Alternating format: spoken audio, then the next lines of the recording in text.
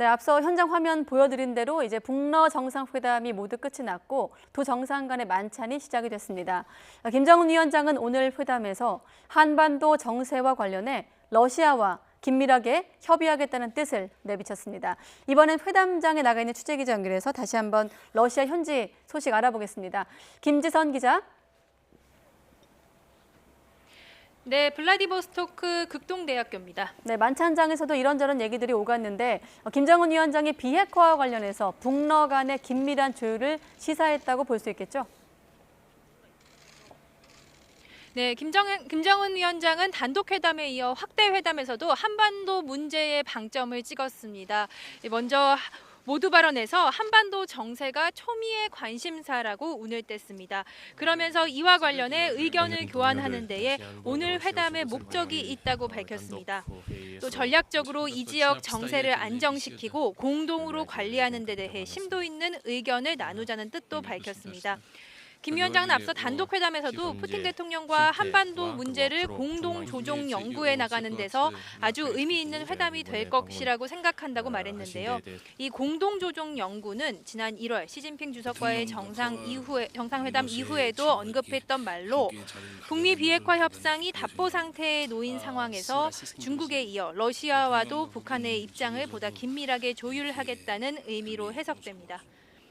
네, 러시아와 긴밀하게 조율하겠다. 그렇다면 여기에 대한 푸틴 대통령의 반응은 어떻게 나왔습니까? 네, 푸틴 대통령도 역시 의미 있는 말을 했습니다. 앞으로 한반도 정세가 긍정적인 방향으로 발전하기 위해서 자신이 뭘 해야 할지 오늘 회담에서 논의를 했다는 겁니다. 구체적으로 뭘 할지 정확히 언급하진 않았지만 6자 회담 중단 이후 비핵화 협상에서 멀어져 있던 러시아가 보다 적극적인 역할을 하겠다는 의미로 해석돼서 주목됩니다. 네, 푸틴 대통령은 회담에 앞서 북러 경제 협력, 특히 무역과 관련해서 논의하자고 했고 또 인도주의적인 문제에 대해서도 언급했습니다. 대북 지원을 의미한 것으로 예상되는데 오늘 회담 결과 발표에도 포함될지는 좀 더 지켜봐야 할 것 같습니다. 네, 김정은 위원장의 이후의 일정들도 궁금한데 일단 지금은 저녁 식사, 만찬을 함께 하고 있죠? 네, 만찬이라기보다는 좀 더 가벼운 저녁 식사 자리였던 것 같습니다. 당초 푸틴 대통령이 내일부터 베이징 정상회의에 참석해야 할 예정이라서 이 회담이 끝나면 곧바로 회담장을 떠날 것이란 얘기가 있었는데요.